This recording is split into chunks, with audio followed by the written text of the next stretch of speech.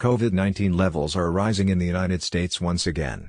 The CDC has reported a significant increase in emergency department visits associated with COVID-19, with a 23.5% increase in the week ending July 6 compared to the previous week. Additionally, the viral activity level in wastewater remains high nationally as of July 6.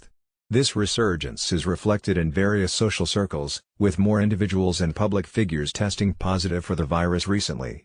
Notable instances include Doug Imhoff, the Second Gentleman, and participants in major events like the Tour de France.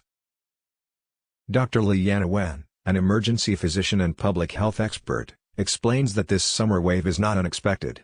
Historically, there have been multiple waves of COVID-19 infections each year, often peaking in the summer due to increased travel and more indoor gatherings driven by hot weather.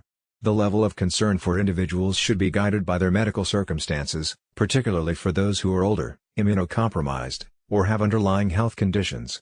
Such individuals should ensure they are up to date with their vaccinations, have a plan for accessing antiviral treatments, and consider extra precautions like masking in crowded indoor spaces and opting for outdoor gatherings.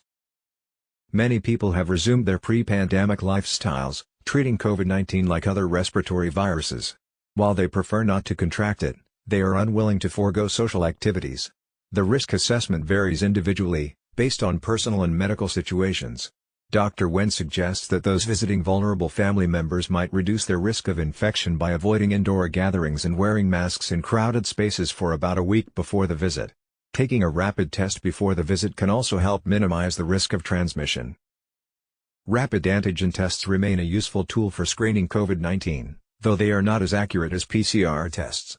People with symptoms who might qualify for antiviral treatments should take a rapid test, and if initially negative, retest the following day to confirm. It is important to remember that a negative COVID-19 test does not rule out other respiratory viruses, so those with symptoms should still avoid vulnerable individuals, even if they test negative for COVID-19. While traveling, wearing an N95 or equivalent mask in crowded, poorly ventilated spaces can help reduce the risk of infection. Opting for outdoor dining and bringing rapid tests along for the trip are advisable. Travelers should also have a contingency plan for accessing antiviral treatments if needed and consider travel insurance to cover potential medical care and changes in travel plans. As for vaccinations, a new COVID-19 vaccine formulation is expected to be available by fall, possibly as early as August or September. The CDC recommends everyone aged 6 months and older receive this updated vaccine, which is anticipated to be more effective against the currently circulating variants. Given the proximity of the new vaccine's release, waiting for this updated formulation might be beneficial for most people.